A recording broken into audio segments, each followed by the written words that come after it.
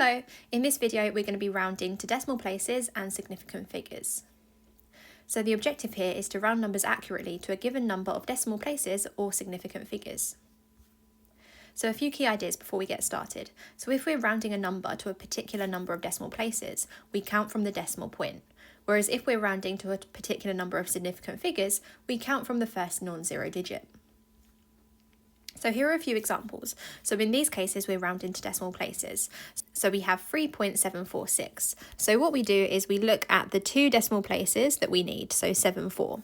Then we look at the digit after 74, so in this case it's a 6. Now because 6 is more than 5, or 5 or more, we round up. So 74 rounds up to 75, so we end up with 3.75. This next one, we're rounding to one decimal place. So we look at the first decimal place, and then we look at the digit after it. So 9 is greater than or equal to 5. So in this case, we're also going to round up. So this one is going to be 18.5. This next one, we're rounding to two decimal places. So we look at the two decimal places, and then we take the digit after it. So 4 is less than 5. So in this case, 68 is going to round down. So this one is going to be 0.68. This one we round into two decimal places, so we're going to look at the first two decimal places and then the digit after. So 5 is 5 or more, so we're going to round up. So 20 is going to become 21, so it's going to be 7.21. This last one here, we're going to look at the two decimal places, so 9, and then we look at the digit after. So the digit after is a 9, which is more than 5, so 9 rounds up. So this one is going to be 125.00.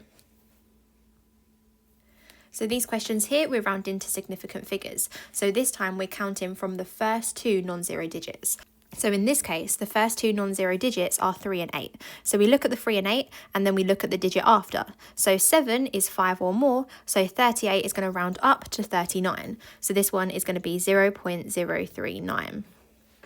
This next example, we want three significant figures. So we're going to look at the first three non-zero digits. So that's 4, 5, and 6.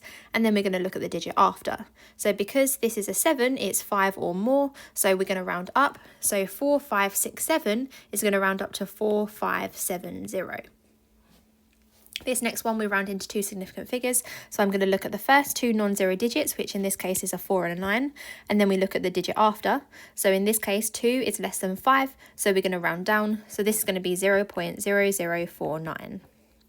This next one, we want one significant figure. So we look at the first non-zero digit, so that's 9. And then we look at the digit after. So 0 is less than 5. So we round down. So this one is going to be 90. This next one, we look at the first two non-zero digits because we want two significant figures, so that's the 7 and the 0, and then we look at the digit after, so that's 9. So 9 is 5 or more, so we're going to round the 70 up to 71, and then we're going to put two zeros on the end. So here's an exam style question. So if you want to have a go at this one, pause the video, have a go, and I'll go through the answer in a moment.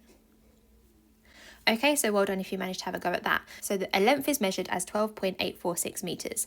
We need to give this to three significant figures. So again, this time we're going to look at the first three non-zero digits, so that's 12.8, and then we look at the digit after, so 4, that's less than 5, so we're going to round down, so this one is going to become 12.8 metres, and that is the answer to this question. So here are some quick fire practice questions on this topic. Pause the video, have a go at these, and I'll reveal the answers in a moment. Okay, so well done if you managed to have a go at those. So here are the answers, and that's everything for this video. So thank you so much for watching, and I'll see you again in another video. Bye!